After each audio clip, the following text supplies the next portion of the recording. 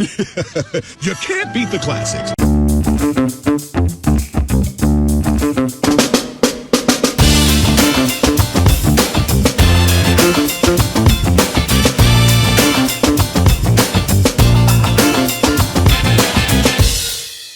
Oh, it's good to be back. Ladies and gentlemen, welcome back to You Can't Beat the Classics podcast. It's been a long time. We kind of forgot how to do this, so we're getting back into the swing of things. We got a whole slew of movies that we got planned out. If you want to check out what those movies are for this season, check out our Instagram page. We got each of our picks lined up. I'll be picking 4 movies. Mike will be picking 4. And George will be picking 4. Really exciting to get back into it.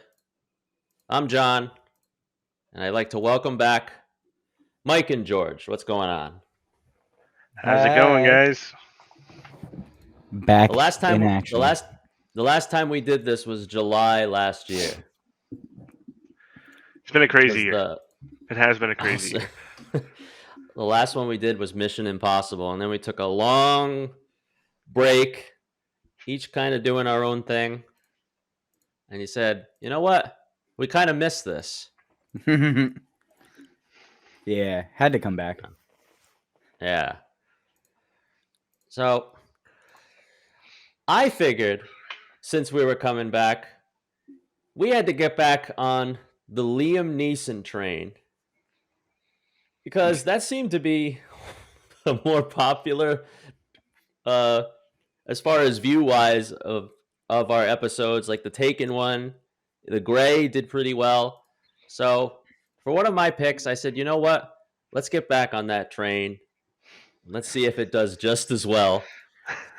So today, it's one of my picks. We're going to be talking about 2014's A Walk Among the Tombstones, directed by Scott Frank, who's famous for I don't know what, but he's famous for A Walk Among the Tombstones. Yes. But even then, should he be? And this is based off of a 1992 novel of the same name, which I did not know prior. Oh wow, it's based off a book? Yes. Yeah, but it says it like right at the opening of the movie. Yeah, I missed that. I was staring at Liam Neeson. Surprisingly, this I don't know if this will throw you guys off, but one of the producers, Danny DeVito. Like, I thought that was a Wikipedia, like somebody put that in there, but no, he actually did. I wonder if that was just like his company, so he's listed as a producer. Yeah, that's possible. But why? I don't. There is no humor in this, so I don't know where that came from. That is weird. Yeah, so the reason I chose this was obviously because we wanted to get back into the swing of things. I wanted to bring back Liam Neeson for us, and we didn't really have the best time with him with Taken 2, 3, and even The Gray. So I tried to pick something where it was like one of the better movies that Liam Neeson did post Taken. I personally think it's one of the better ones, but I feel like you guys think differently. Or very differently. Cracks knuckles. Yeah, so I mean we'll get into it, but I found a lot of stuff with this movie that just like didn't flow. And I don't know if it's because they tried to condense a book into an hour and 50 minutes or what, but we'll get into it. Yeah, so this is first off I'll say about this. This is a fucked up movie.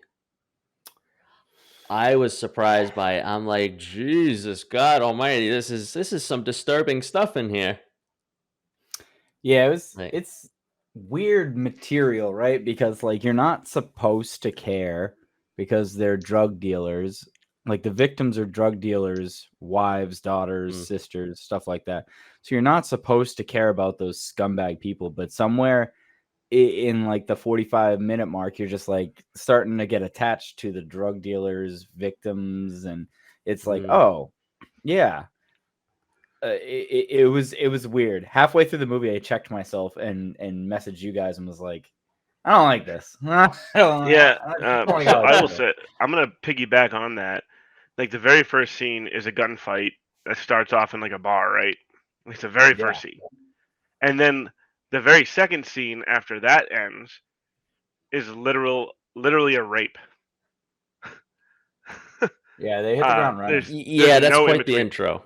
There's no in between. It's like this gunfight where you could tell like some stuff was going on, but then it literally just goes into like a rape scene, and it's just kind of like a lot, and then they de-escalate from there. But it starts off like you have no idea what the hell is going on, and then it's just like you have even less idea what's going on and why these people are important. Yeah, so it starts off with this. It is settings New York City in 1991, and he's a cop, obviously, and he sits in a bar and just drinks or whatever, and the bar gets robbed, and the bartender is killed. So he chases after these guys. He guns them down, and the last guy he takes out, but that's pretty much all, and that's pretty much all we see. And then we see that very vivid intro or like what is happening here. So it fast forwards 8 years later to 1999.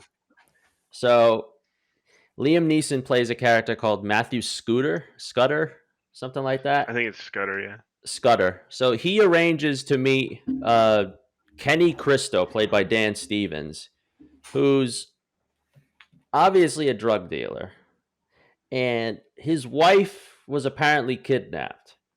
He paid $400,000 to these guys, to these random guys on the phone that he doesn't know, to get her back, and they killed her anyway. Sent her back in pieces. Yeah, the walk through that whole situation was kind of tough because, like, if you just think about it, like, all right, I'll give you the money, and then they say that, oh, she's gonna be waiting in the car for you, and then they call him, and then like, oh, like she's at home waiting for you, and then they call him, and like, oh, she's at this car at this place waiting for you, and the whole time he's just running around in circles, and she's already dead. Like she's already dead. Yeah. These guys. You'll learn that these guys. Dave Harbour plays this guy Ray. And this other guy, his partner or whatever, is Albert. And these are two very disturbing guys. Yeah. I thought David Harbour as Ray was awesome. Yeah. Yes. Yeah, he was creeping me out.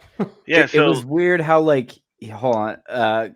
It was just weird how like they showed you who the killers were right away, but like, so even though I know David Harbour is the bad guy and I'm not supposed to root for him, it was like a Hannibal Lecter sort of infatuation with his character the entire movie. Like, I needed more of the creepy phone conversations, and in the third act it gets really good, right? When him, not to jump ahead, but it gets really good. But it was like I could have used more of him being sinister, being disgusting, being weird. Because, like, as you go through the movie, not only did I love him in that role, but like I loved his character's ambition for the most part. We'll get into it, but like it was weird because I ended up really loving David Harbour and not so much Liam Neeson. Completely opposite. And I judge that as like David Harbour played the role really well because I couldn't stand the guy. And mainly because like the outcomes, so basically like he says these are the terms in which you get these people back, and then the outcomes never match the terms. You know what I mean? And it was because he kept changing the deal or whatever it may be. And then when they're casing a house, they find out that they make a mistake, and we'll get into that more too. But then he just changes his target. And I really did not like that direction. So, like, I feel like, yes, he played the role really well, but I was never rooting for him because he was literally just a rapist murderer this whole movie. Right, but he wasn't, again, it goes back to the beginning. He wasn't killing good people. Like, he was killing people. The bad people's significant others, which is quite possibly worse. Could be, but I think they didn't, and we'll see this as we go through the plot too, right? Is like, this is where you lose me. Is they had portions of the movie where they would go through like his backstory and sort of like give you clues as to why and the how and the what, but you never really dove in, right? Because somehow this dude worked for the DEA as an absolute clearly psychopath, right? He didn't. But that's what I'm saying. It's like I left the movie thinking that he worked for the DEA. Yeah, but he didn't. So to jump back on track here, so he meets with this Christo person about the wife. He tells him the story. He originally says no to his offer. He's like, "I'm not going to help you because you're a drug dealer," which is really weird to me. Because he's like, "Oh, I'm a turned down the guy. 20 G's." Yeah, he's like, "I'm a freelance guy. I if you need me to drop money or do whatever, I'll do that. But I will not work for a drug dealer." And I'm like, "Okay, Mr. High and Mighty Man," right? So then he does some digging into it, and he finds that like these people have murdered in this way before. So I don't want to jump too far ahead here. I don't want to go very far out of order here. So, so he meets with this guy. He says, "No, I'm not going to do it." First off, he gets introduced to this guy by like this sketchy drug addict dude named Pete, right? Is it Pete? Yeah. Peter. Yeah, Peter Christo, his brother. Peter meets this dude in an AA meeting and just decides that he's perfect to meet his brother who had an issue with his wife getting kidnapped. And like throughout the movie, we hear the story that he tells at these AA meetings, and never once does he say, he just says, "I stopped drinking that day because it's not as fun as it used to be." But he never says like anything else. Well, yeah, that's the part. Well, at the beginning, that's where I questioned because he says that he gave up drinking because of that day. You haven't seen what actually happened yet, but you see that day and you're like, that wasn't that bad of a day to give up drinking. I mean, you're in the line of duty. Yeah. You later learn that's not the case, but yeah. Well, I mean, any officer who pulls a gun, there's always stuff behind it, right? Anybody has to pull a gun on anyone, there's always stuff behind it. So you just kind of assumed that was the reason. Yeah. So he decides to take the case after hearing the disturbing story. One of the complaints I had of the movie is I started to lose track of which woman got taken when. Yeah. Like, because you see the scene where like the two guys they kidnap this woman in broad daylight. And nobody said a thing. And I now I look back, I forget who that woman was. I'm like, I don't think that was. Yeah, I think that was very discombobulated as well because like we'll find that there are 3 victims, right? And they classify the women by where the remains were left. But after we figure out where the remains are left, they never talk about that person again. Which I thought was really weird. It's like it only made sense to introduce a horrific act, and then they just didn't care about it anymore. Yeah, I just didn't enjoy the plot. I thought the plot was too all over the place. And now that I know that it was based off of a book, I bet you that book is 1,000 pages long and they tried to cram it down to 150. Yeah. That's what I'm saying. Just not ideal. So at this point, he's introduced. He turns him down. The guy convinces him to take the case. He looks into it a little bit more, and he figures out that the drug dealer's brother was in love with his wife the whole time, and he turned him over. Yeah, that's down the line. DEA. Yeah. But he befriends a kid named TJ in the library. This doesn't make any sense to me. This literally makes no sense. So the progression in this movie right now, the timeline is they're in 1999, 6 months before Y2K. Right. And Liam Neeson's looking at film of newspapers trying to find something, and this kid can just Google something, or he used Yahoo search because 1999. I kept having to remember that it was actually 1999 because like Liam Neeson was like, "Oh, I don't carry a phone on me." Yeah. Uh, I I don't I didn't see many cell phones in 1999. They were there, Yeah. but Was Yahoo search even a thing in 1999? Yeah. Well, that's what TJ used to find the newspaper. That's why I didn't. I agree with Mike. That part was like, it was weird, and it was also weird how like TJ was some sort of bona fide genius at 16, 15 years old, maybe. But he was homeless. But he was homeless, yeah. and he apparently was like a vegan, vegetarian. He didn't eat meat. Yeah, he Like, what the fuck didn't drink. value did that add to the He movie? explained that. He didn't drink. He doesn't drink sperm killing soda. Yeah, but like, Yeah. that whole scene These was high just, in sugar snacks and sodas and stuff have chemicals in them that kill sperm from poor people, so that it reduces the population of poor people. it was It's stupid. yeah, Uh, it yeah, was weird. I didn't enjoy that. TJ played by the rapper Astro, who I've never heard of. Yeah, he didn't do much after this, I don't think. Yeah. I don't think so. Although I don't think his acting was bad. I just thought that him as a Yeah. character was stupid. It didn't make any sense. He just randomly overhears this kid in a library getting hassled by the librarian, and he's just like, "Yeah, the kid's helping me. He's with me now." I'm just like, yeah, I didn't hate the duo of them. It was very random, but I didn't dislike it "Are you kidding me, throughout. John? He didn't hate the What? duo. He got in the No. van." Yeah, that only helped him. No, Yeah, that would never work in real life. we're way ahead of where we I are. know. I know. We're very well.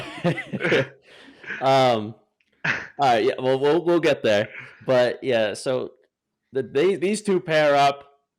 Even though Scudder doesn't like partners, but we discover where they're throwing these body parts, and they're tossing them in a cemetery pond.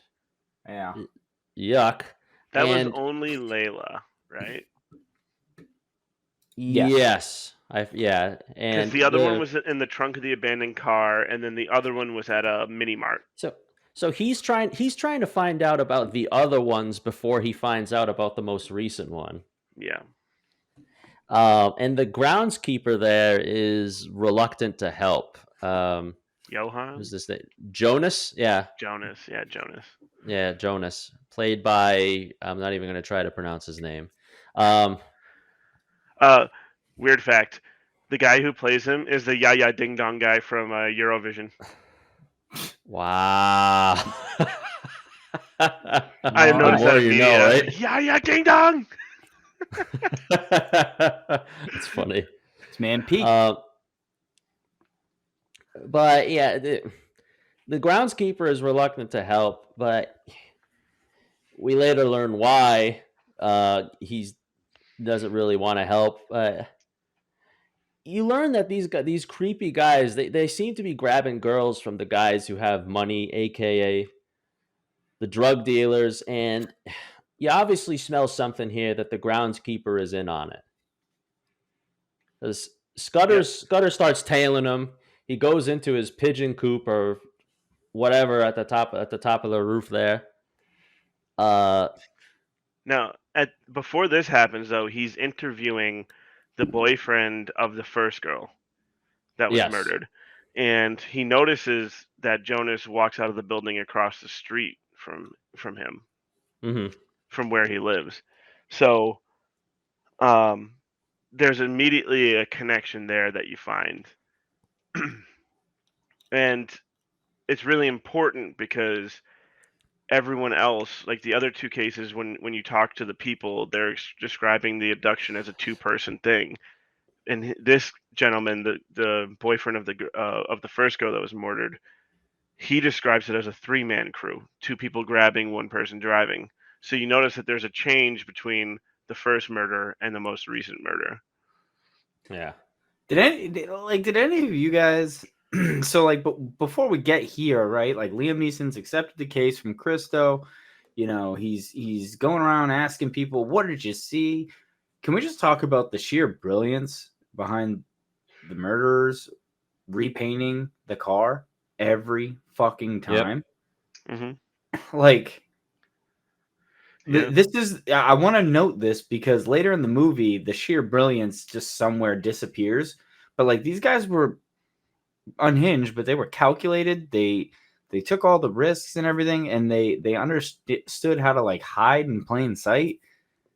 And it just needs to be noted that these guys were not amateurs at any point in any of this. They did everything to not be caught casually and everything else. And it that's what I thought the movie was going to center around.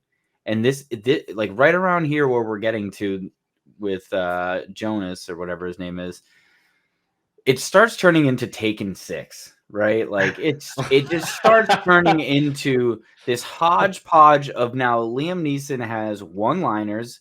His Batman detective skills slowly start to go out the window, right? It just turns into like he knows where to be and just starts talking shit to everyone. No one's safe, even TJ. You know, TJ wasn't safe. He got a little bit of shit. Hey, don't feel bad for me. I don't feel bad for you. And he says it like 4 times. The dude's in a hospital bed dying. I don't feel bad for you. Fuck you. Like, oh, okay. Jesus. Tells him to blow his own brains out too. But like, this is like a very pivotal moment where he turns in back into the fucking dude from Taken, and this movie just starts to slowly go off the rails, and all sorts of consistency is gone. Right. Continue. So, he talks to Jonas in the roof in the pigeon coop. He finds obsessive stalker photos, right? Jonas confronts him with a knife. Yeah. And then Liam Neeson's character, Scuttle, or whatever the hell his name is. Scuttle. Like the fish. Scooter. Anyway, he realizes that Jonas isn't going to stab him. Immediately calls him out for being a puss. But it's really funny how this progressed because like it was very. I saw this coming from 100 feet away. It was just like very obvious to me what was going to happen. But this is when we find out that one of the killers, the one who talks all the time, his name is Ray. That's where we find out. This is where we find out that. So that he's starting to piece stuff together little by little. Well, I mean, Jonas was singing too. It's not like it was a tough puzzle to crack. Yeah. He was all but singing. If Liam Neeson would have handcuffed him, I feel like the movie would have been over right there because he was spilling his guts out about everything that had happened. Mm-hmm. But it's kind of a metaphor for the rest of the movie, right? Like when he goes through the steps from the AA program, that's everything. Jonas did all of that, and then yeah, that really surprised me when he just randomly walks off the building. I called it first. I'm like, Jesus Christ! I called it from a mile away. As soon as he was like, "Let's go downstairs and talk about this," and as soon as he said, "Let me feed my birds first," I'm like, "Oh, he's jumping. He's jumping." It was kind of ruined for me because it was in the trailer. Yeah, and we did watch the trailer. Yeah. Yeah. So after this part is really interesting because we find out that the DEA is investigating this. There's like a DEA surveillance van that's following him around and all this other stuff. Which is really I'm really surprised by this because the DEA is investigating the drug dealers, right? And this is when we find out that they're following people, they're tailing people, yada yada. The DEA actually pick him up off the road, and then he starts spilling the details that he has about these murder cases that's been happening, and the DEA is like, "Oh, he doesn't know anything. Cut him loose." And I'm like, he's literally telling you who's murdering people, and you're like, "Oh, he doesn't know anything. Cut him loose." Making fun of his badge and shit. Yeah. Yeah. That whole interaction was dumb as fuck. Again, that didn't. I agree. That didn't need to be there. It didn't. It literally didn't do anything for the story. It was unbelievable. I was watching it giggling like, why? Yeah, like why? However, Yeah. the next scene, so like the DEA people pick him up, they feel like he doesn't have any information, yada yada. The next scene, he goes to the mini mart and he talks to the store owner, right? Hmm. The store owner is the one that's like, oh, she was working the corner, blah blah blah. Like this would be the second victim, right? And he starts giving information about that, and then the store owner and his boy meet Liam Neeson Attack there, him. and they just jump him. But this is a really important scene because this is where we find out that like not only was this person, working the drug dealers in the area, but that she was DEA and she was getting like the people in the neighborhood to roll over on the dealers. And that is when we can put together that these people who are doing the murders have all these files because they got them from this victim.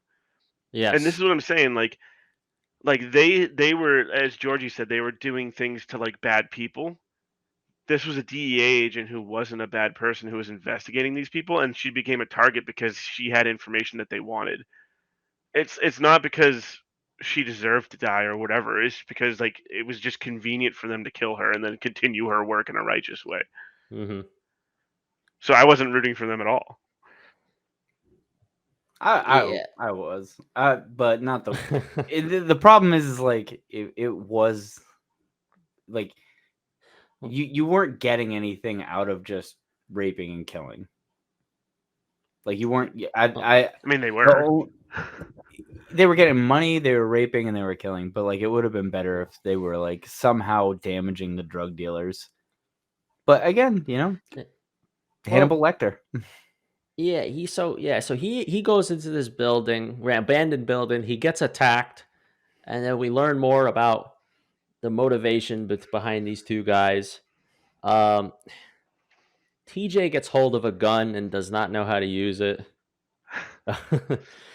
um, so this is where I had a lot of confusion too. Is like they keep showing this East Village plumbing supply van. So like that the two guys like paint over their van all the time. So like, do you think like you're confused? You're like, wait, are they following Scudder? I'm like, they don't even know who he is. I'm like, that can't be them. So then you learn that that's the feds tailing him, which was the scene we just mentioned that didn't really need to be there. Yeah. Useless. Yeah, and we learned. Uh, Meanwhile, these two guys they're targeting another drug dealer. I think they had a target set out, but like the drug dealer's wife is like comatose. I don't know what was going on with her. Like she was laying there. They didn't explain it. Like one day she had a cold, and then Yeah. Yeah, dude, it's really funny because like they're like, on one day she just said to me that she couldn't smell things anymore. I was like, oh, COVID. They guessed it in 2014. COVID. It was dumb. It was really bad. So instead they eye the daughter, Lucia, or who has to be like 14 or something like that, maybe even younger than that. So they're eyeing her. Ugh. Yeah, so it gets Tough. even more creepy. It gets even more creepy. It's tough. TJ gets the crap kicked out of him for the gun he stole, and this is where he ends up in the hospital. So this is where they have that like a moment between them, and this is where you learn why Scudder quit the police force. So, one of the bullets when he was chasing those three guys down in 1991, a bullet ricocheted off of somewhere and it killed a little girl right through the eye, dead. And that's what prompted him to quit the police force. So, and it's funny because the kid said, well, they fired you for that? And he said, no, they gave me accommodation. And I quit, which is sad, but he was defending himself against the drug dealers, even though he chased them into the street. And, a civilian got caught in the crossfire, and, it's a real world situation. It's very, very earthly, The whole sequence sucked. Didn't need any of it. Is 20 Even minutes that. of TJ getting his balls pushed in for stealing the dude's gun, just like Liam Neeson said was going to happen. For fucking some reason, we have to know he's sickle cell anemic. For God knows why. His white blood count, we give a fuck? No, I don't care. And then you needed this to happen for Liam Neeson to just say what this dude could have looked up on fucking Yahoo search? Like you couldn't have looked that up and seen all this shit? You needed Liam Neeson to have this heartfelt moment for him to tell you moments after he tells you that, I don't feel sorry for you, blah, blah, blah. And he told you to kill yourself like 2 scenes ago. Like, dude, this is I'm off the rails, done with this, because this movie from the point where those guys jumped TJ, you lost me, because I don't give a fuck about TJ. It's like if Shia LaBeouf and Constantine, we took like 20 minutes away from the movie to just follow him around. Like, what the fuck are we doing? I mean, you also lost me, like, because the whole time he's like, you know, don't follow me. Like, I'll help you. You want something to eat? Go to the shelter. Blah blah blah. But like, the kid literally listens to nothing that he tells him. Like the entire rest of the movie, he does completely the opposite. Yeah. He doesn't do shit that he's supposed to do, and it constantly makes everything fucking worse. And Liam Neeson has to save his life like 3 times in one scene. It's just like, come on, man. I mean, the thing that he did was the best. I mean, a little ahead here, but when he went into the van. That's the worst possible scenario. Well, if he didn't do that, they wouldn't have found him. Worst possible scenario. Yeah, but they didn't need to find him at that point, right? Like, they wouldn't have found him. They were a mile away. And there was gunshots. He definitely got reported. Like, there were going to be cops in the area that would have found this van. Yeah, we'll get to this part. Don't worry, I'll rip this to shreds. Yeah. So the creepy guys, they break into this house and they take this little girl. Another drug dealer targeted. Bang bang. So I think Christo brings him into this guy. What was his name? Yuri, another drug dealer, to help. He's helping out all the drug dealers here. But so Scudder actually talks to these guys on the phone, and this helps to give a chance in getting the girl back, because Scudder's giving it back to him. And even the guys, David Harbour and the other guy, they're not used to this, so he's like, "Fuck this shit," and he's throwing them off. And I think this is where George is talking about the Taken stuff sets in. So with this whole scene, right? And the idea is now, what's his name? Yuri's daughter is gone. Christo, the drug dealer from the beginning, brings in Liam. Liam's now helping everyone, and conveniently, right, the fucking terrorists call, and Yuri picks up the phone and is just a fucking mess. And you know what? If my daughter was taken, I probably would be too. But like, what a fucking loser! Grow a spine. And Liam Neeson sniffed the blood in the water and was like, "Listen, they kill and rob. Like, they're not gonna give you the girl back. Let me talk." And he just like politely takes the phone and he's just like, "Hey, can you prove she's alive?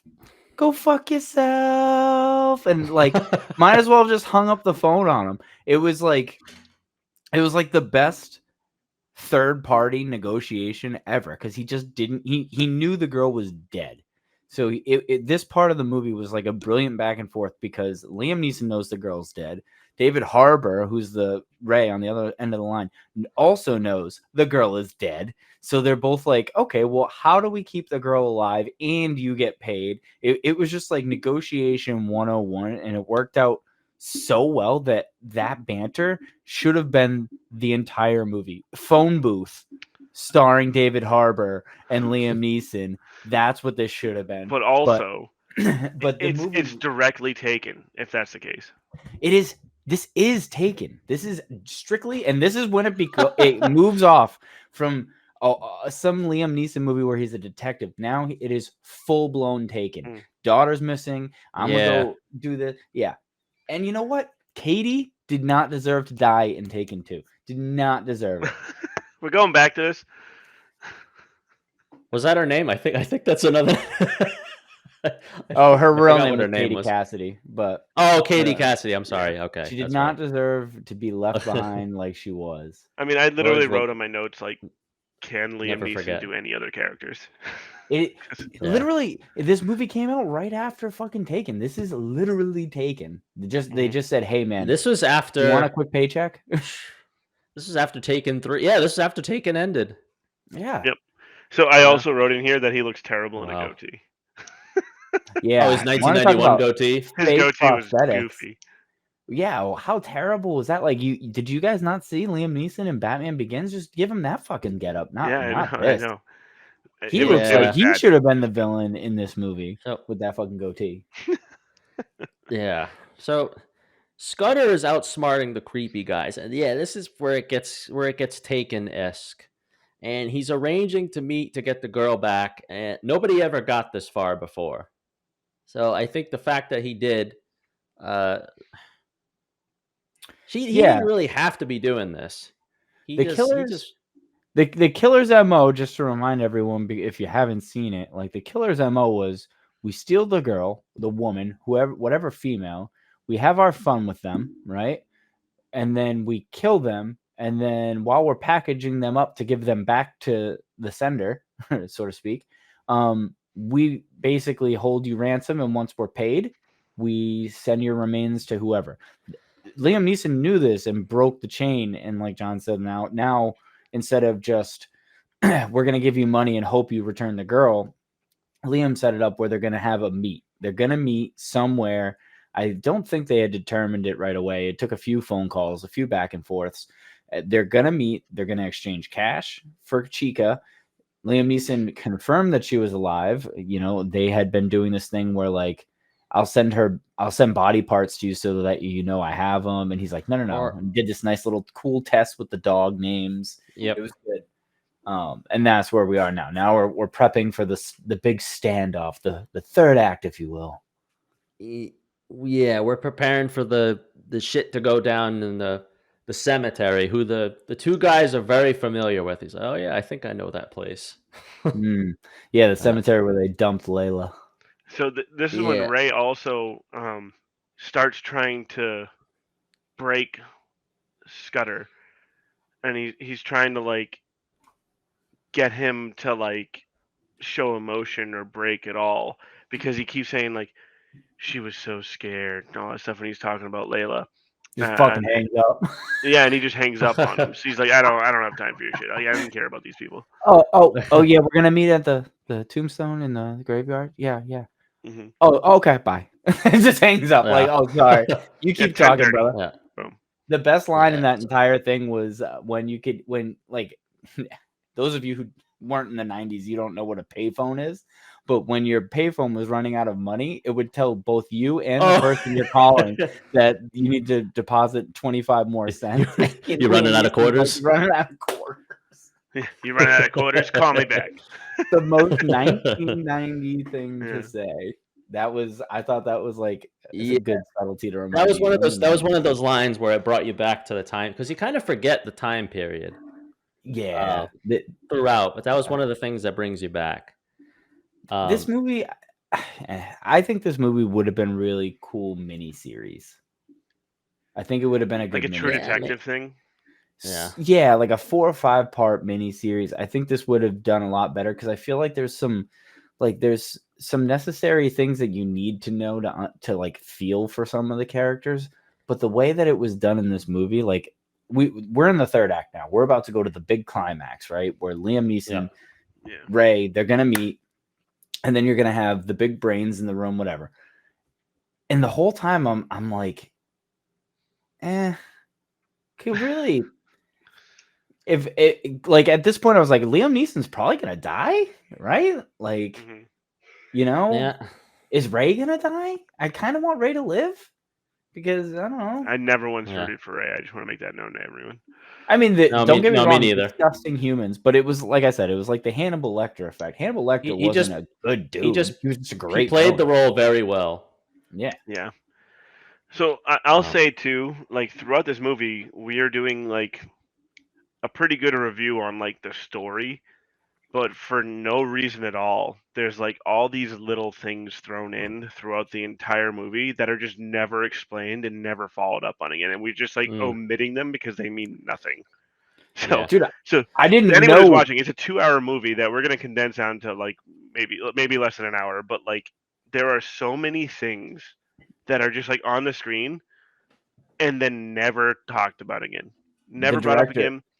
Yeah. Like there's 2 times where he's questioning people who are related to the victims, the previous victims, and then they call someone immediately after and say, "Now you have cops asking me these questions," and then he gets rolled in that abandoned house. Who are they talking to? Are the significant others involved? Like, we have no idea. The movie's over, and I still have no idea. Yeah, I mean, I'd love to talk shit about the director, but he did Logan and Minority I think he Report. produced Minority that. Report's a great movie. I don't know, but that's Yeah. So it's it's not the like director. It's the amount of The crap only they tried to put in a small sack. Really. other movie he directed was The Lookout. oh no, he directed TV minutes. Yeah, you're right. So he worked on other projects, but like Yeah. The Lookout wasn't bad though, was it? he worked on Shameless. I don't know. Regardless, All right. he this was out of his league. Yeah. They gave him $28 million and he might have done his best, but I feel like most of this movie could have been shot with one camera, with just Liam Neeson and like another actor on screen. Like Like observant report style. this was Yeah. like, but like right there, like I just don't understand what they spent $28 million on. And they didn't make it back.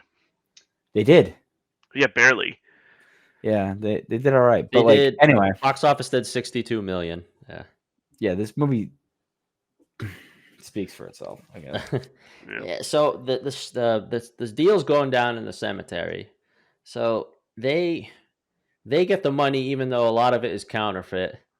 They get the girl back with some of her fingers cut off, which made me a Yeah, little of sick to my course. stomach.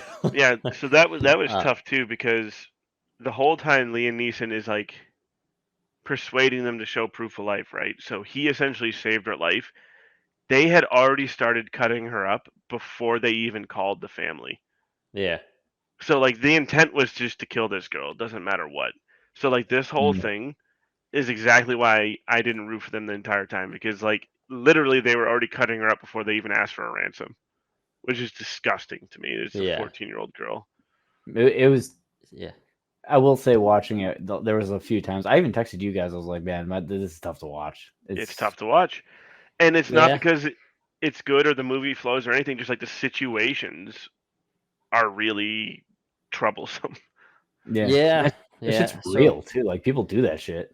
Yeah. No, I know. That's one thing I noted. I wrote down in my notes here. I'm like, the sick thing is there's people like this out there then and probably now. Yeah, it was. You know? Seeing her do like that walk of shame back to Liam Yeah, Neeson. the little shuffle feet. Yeah. Yeah. Tough. So we got the firefight going down in the cemetery. I love Oh Liam well, Neeson. Liam Neeson and them.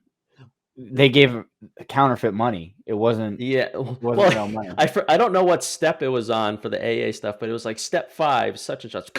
He just guns down Ray, who has the bulletproof vest on. But Yeah, I don't know. Would a bulletproof, because he shot him with a 357. he shot him right? close. No, it was like a 45. But he shot He him was- at like point blank. Yeah. I don't know if a bulletproof vest is stopping that, but That was like it was a bunch of bullets too, not just one. Yeah, so let's just say like there's a chance that it stops it, but Ray is hurting. He does catch a bullet. He does catch a bullet, and he's underneath like his arm. He's Later, totally though, thrown not off then. because he's never been shot before.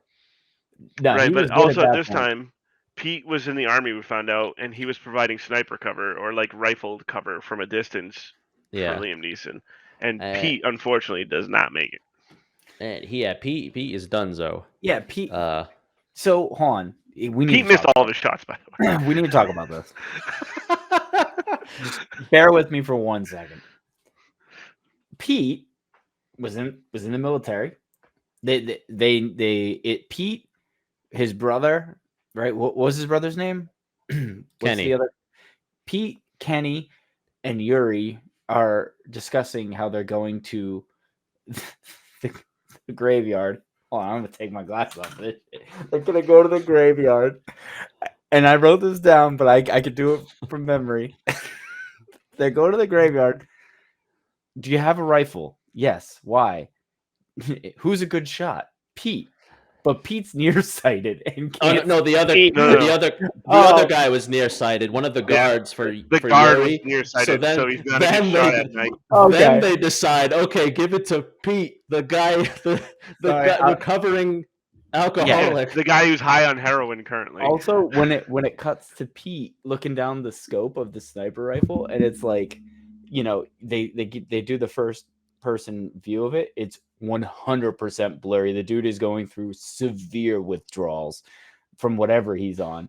Like, this dude was not prepared to be a sniper rifle. So let me tag on to that too, because they use this opportunity where Pete gets shot as an opportunity to clear things up with his brother. And it's like so forced and deliberate, and nothing comes out of its benefit. He ends up not clearing it up. I know he doesn't. He dies before he's able to get it out, but they tried to shove in that he's gonna make good with it, and his brother's just like, "I love you too, man." And it's just terrible. It was so bad. It was like the worst 15 seconds of the movie, in my opinion. I was just like, ugh. Yeah. It was a metaphorically beautiful moment. No, but you're right. It was dumb. It was terrible. It was unneeded. Also, where did he get shot? Maybe from a pistol from like 300 feet away, sniper. Yeah, but then he fell the face of the chest, right? Yeah, and then he fell down that like very small hill and got hit with a bunch of grave markers. I don't know. He died pretty easily. Yeah, he went out like a bitch, dude. Yeah, he missed every bullet, right? Like Liam Neeson blindly, or was it Liam or Christo who blindly fired into the van and that was Neeson. I think it was was it Neeson? Yeah. And no, you're right. No, it was Christo. Christo was up on the hill behind the gravestone. Yeah, I think it was he Kenny Christo.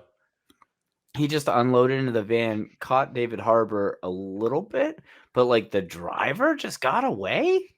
I don't know. I mean, I will say Pete's accuracy would not survive a Modern Warfare 2 lobby. Yeah. No. Yo. Deadass. Like even Liam Neeson's accuracy was buns. I think he only hit 2 shots the entire movie. He got Ray twice in the chest, and then when Ray was running back to the van, he got twice in the back. Yeah, but those don't count because they hit the vest, right? Yeah, I don't know. Yeah. So I think Liam Neeson's only confirmed gunshot was the end and the little girl. He only got 2 hits. Oh, yeah. That entire movie. No, he got the 3 gangbangers in the beginning too. Yeah, he got them too. Yeah. So he's 5 for 28. All right. No taking numbers, but we're getting there. Yeah.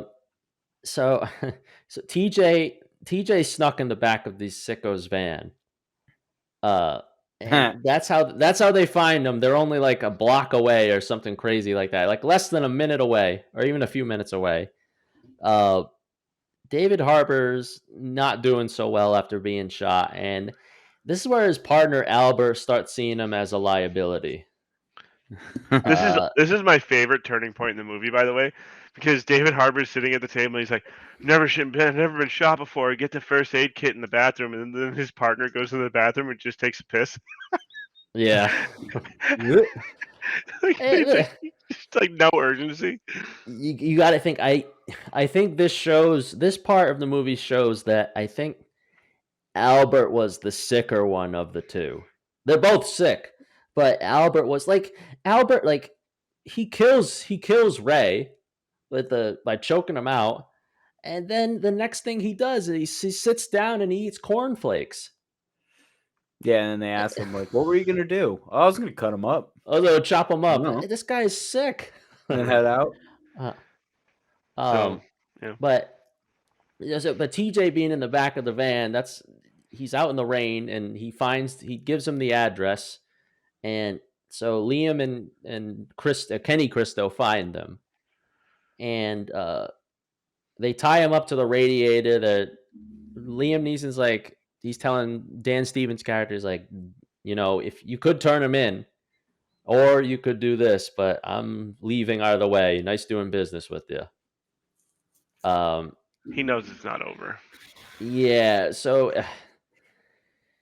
Kenny doesn't kill Albert, and he decides to go downstairs and see what happened to Ray. And he sees that Ray is dead. And then it cuts back to Scudder, and Scudder's going to go back in. So he does. He goes back and he sees the Albert's not tied to the radiator anymore.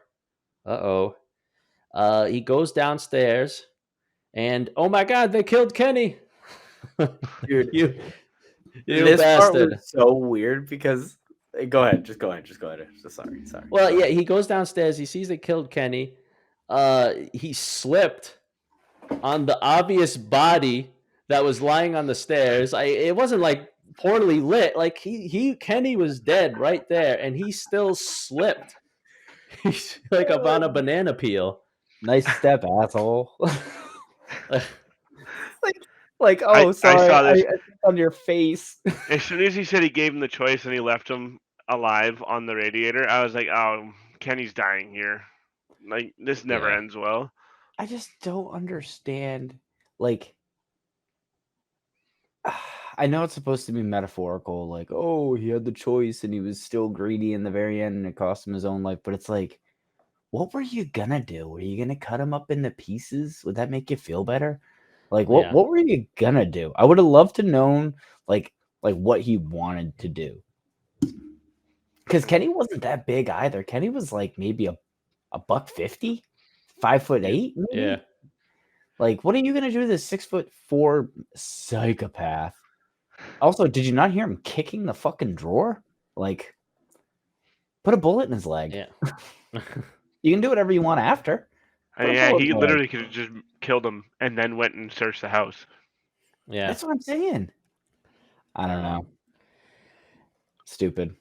Yeah. Stupid. So we see the fight between Albert and Matt. Matt tases him right in the twins' playpen. And then and shoots him in the head. Albert is dead. And the movie is over. Like, not exactly a happy ending. Or I think even a satisfying ending at that. So really. Ray's dead in the basement. Kenny's on the stairs. Liam Neeson finds him. Does this weird like Looney Tunes trip fall over the body. Falls down the stairs. And then from there, it turns into like Silence of the Lambs, where Buffalo Bill was in the garage or in the basement hunting Jodie Foster, except the lights were on. So like the 6 foot tall creepy dude was like, you didn't have to not try to find him. Like, you know what I'm saying? Like by accident, you should have seen him in it. What was like a 20 by 10 basement. Wasn't that big. That was ridiculous.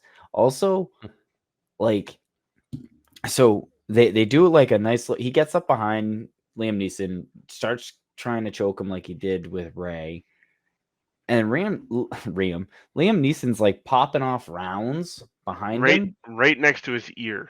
Yeah, and just like not even close. So like the whole point of firing off more rounds, it's like for someone as logical as he is, it didn't make any fucking sense to me. Like, stop doing that, and maybe if you're really trying to get him, come down here.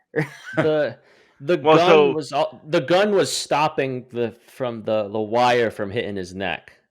Yeah, well then slide. Well, so the problem is if he slid the gun out, it was metal wire. It would have cut his, just like it did David Harbour's throat. Yeah. So if he used his hand, it would have just gone right through his fingers. That's why he used the gun. Perfect. Then stop fucking shooting. Exactly. Like that was my thing. Like, what's the point of you shooting right now? It makes no sense. You're also like a foot taller. Being deaf. Like Liam Neeson was just as tall, if not taller, than him. He just keep the gun there and lean forward. Like, I don't know. I thought that whole sequence was dumb. And then Liam Neeson is supposed to be this big badass, is like all but incapacitated. And yeah, he gets the taser. And it's like, that's how this ends? A taser? That was Ray's? Why didn't Ray do that? Ray got surprised. Ray got blindsided. He had an idea. Like, no. Reach right here, pull it out, and bingo. Or right on the hands, and now you're free. Like, come on, man. That whole sequence was stupid. Yep. Fucking dumb. No. It was the worst fight in the movie. And it was like the end. Also, And just that like was I was like, this is it, yeah. no cops showed up to like the place where Nope. the cemetery where the dude had just killed himself 2 days prior. And you hear gunshots and you don't show up. Like, what the fuck are we talking about here? What, they live in the Wild Wild West? It's 1999, not fucking 1840. Like, Yeah. Teddy Roosevelt and the Mountain Boys are all going to be coming through here in a minute. No, that's fucking stupid. Yeah. The whole third act was wasted because I was in, even though TJ was dumb. That whole character, TJ is terrible. loser. But like Ray on the phone, Ray and Liam Neeson going back and forth, like playing chess via telephone with someone's life was brilliant. And I thought that would have been a better movie if you weren't gonna tell us, or if you were gonna tell us it's Ray and Lugnuts, then at least like make them villainous, because I think that would have been better, watching their villainy unfold and how they just get darker and darker and darker. Yeah. And they didn't affect Liam Neeson at all. So it's not like, like the villain had no impact on the hero. The hero had minimal impact on the villain. The villains killed themselves. Like, what the fuck are we talking about? I don't know. I thought this whole movie stunk. So also, when I was watching the part where like Ray and Scudder were talking on the phone and all that other stuff, and then when they're in the graveyard face to face talking, it literally brought me back to the Invincibles with Buddy, and he's like, "Oh, you got me monologuing again," and I was like, "That's his super villain flaw, is he's a monologuer." But like, how dope could that whole sequence could have been? And it was pretty gross, right? Like David Harbour is like, "Oops, I guess we started a little too early." Like that whole sequence bad was, I thought that was good leading up to that, but there needed to be more there and be like, all right, really hammer home the fact that Liam Neeson is actually bugged by these guys, and they didn't. They like the whole 12-step process and stuff like that. Well, honestly, went completely over my head. I was like, okay, we get it. The dude drinks. We get it. Yeah, I'm not gonna lie. Yeah. This whole thing was way too much metaphor and symbolism, and not enough of just Liam Neeson kicking some fucking ass. Yep, I agree. This movie would have been better if it was Gerard Butler. And just let Gerard Butler go in there and beat some wholesale ass. Yeah. But that is the ending to the movie nonetheless. Not a happy one. Not a satisfying one. Not that. So we've reached the end here. This will be new addition to the show that we hadn't done before, but we each have accounts on Letterboxd. And we were asked to rate the movie and write a brief review if we want. So we're each going to share our Letterboxd reviews for A Walk Among the Tombstones really quick. I'll share mine first. So my Letterboxd name is John YCBTC. You can't beat the classics. I gave A Walk Among the Tombstones a 4 out of 5. And I wrote a lot more disturbing than I expected. This is one of the rare instances where Liam Neeson is not the action star in a bad, mediocre film, not Taken. It's an interesting mystery, not exactly a whodunit, but more of trying to get to whodunit. David Harbour and his buddy are absolute sickos in this, and they definitely give you the creeps. It ran a tiny bit long, and I think the ending could have had a bigger payoff. However, this one kept me interested, and Liam Neeson should be doing more projects like this. I thought this was honest. I did think this was one of his better ones. Like, he has a lot of stinkers. post Taken, but this is one of the ones that I personally thought shined through. I think most of your review is pretty fair. It was dark. It was gross. Let's see what you got, George. Well, okay, yeah. Considering mine is going to be the exact opposite of yours. So yeah, if you want to follow me on Letterboxd, my name is Bison Madness, BIZON MADNESS. And I have a few movies up there, but we did a Walk Among the Tombstones at a 2 out of 5 stars. Ooh. I thought decent story arc, but the plot was so choppy and there was minimal redemption for the third act. I think the third act was a huge letdown and it sucked a lot of the air out of the room. This movie would have been better suited to be a whodunit. So, for the exact reasons John loved it, are the exact reasons I didn't like it. I said, regardless, David Harbour deserves more villain roles as his acting was menacing, while Liam felt like a recycled version of his Taken characters. But yeah, I think for the exact reasons you loved it, John, are the exact reasons I didn't like it, and it's just personal preference. Fair enough. Right? Let's see what the middleman thinks. I'm actually trying to get into my Letterboxd account. It logged me out. Oh no. What was your rating for it out of 5 stars? 1.5. Oh, you gave it a 1.5. Okay. I gave it a 1.5, and wow. Basically, it comes down to, I can kind of summarize it because I wrote it. Yeah, you don't have to read it verbatim. So basically, my flaws were that none of the supporting characters were useful at all, and they're completely unneeded. There were so many dead ends that weren't explained. There were so many situations, like the fact that he wouldn't help drug dealers for any reason because he was a recovering addict, didn't make sense to me. And I thought he looked stupid in a goatee. I like what you said there about the supporting actors, because I think you're right. Like if Liam Neeson just read the paper like he typically did and just was like, I've had it. I think these murders are connected. He didn't need anyone else's help here. He could have just done it all himself. Yep. Yeah. Or if he took the 5 seconds to learn how to use Yahoo search, he wouldn't have needed DJ. As a for instance, the DEA agents are investigating all of these drug dealer people who just like magically have wives that are going missing. And he solved the murder before they even figured out that there were murders. Because like they made a line where they were like, "Oh, we haven't seen her in a while," and I was like, "Cause she's dead." Like if you were actually surveying these people, you would know that she's dead. And like I said, the whole movie started off with Ray and Albert being like masterminds. Like they were ahead of the curve.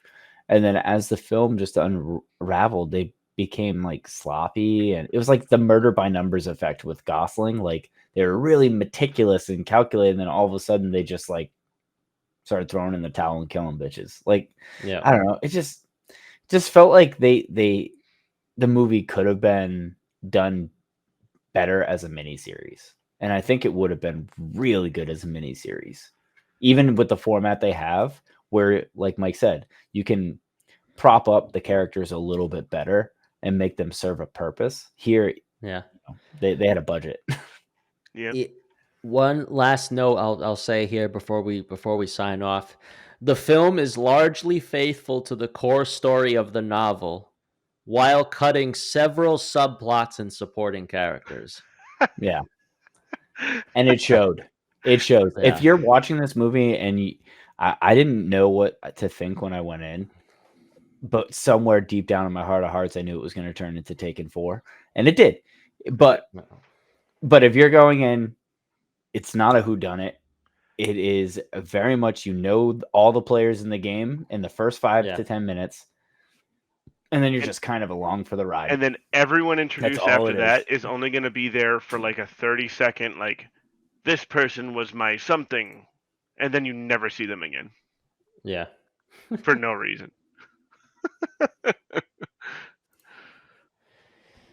But there it is. The comeback episode.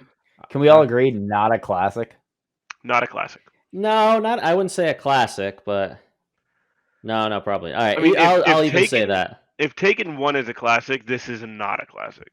No, it's not. It's not. But that's the comeback episode. I think that's the last we'll be on the Liam Neeson train, at least for a while. Maybe the next season I'll throw another one in there just to amuse you guys. It's got to be something where he's different, though. Like, yeah, it has I'll to try be like A Million Ways to Die in the West or something. Wrath of I the might have Titans. to do something before Taken, so that way there's no chance.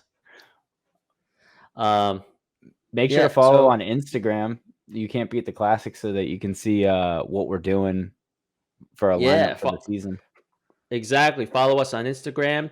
We have a TikTok now, which we're going to be posting to a lot. Follow us on TikTok too. We're getting our Patreon set up so that way you get early access to the episodes before they officially come out. We're working on those tiers right now, but links will be in the description. Yeah. Exactly. Yeah. You can listen to these episodes wherever you find your favorite podcast. And I believe we're doing one of Mike's picks next. You'll see what that is in the next episode. We're going to keep this going. Until then, we're signing off. Bye-bye.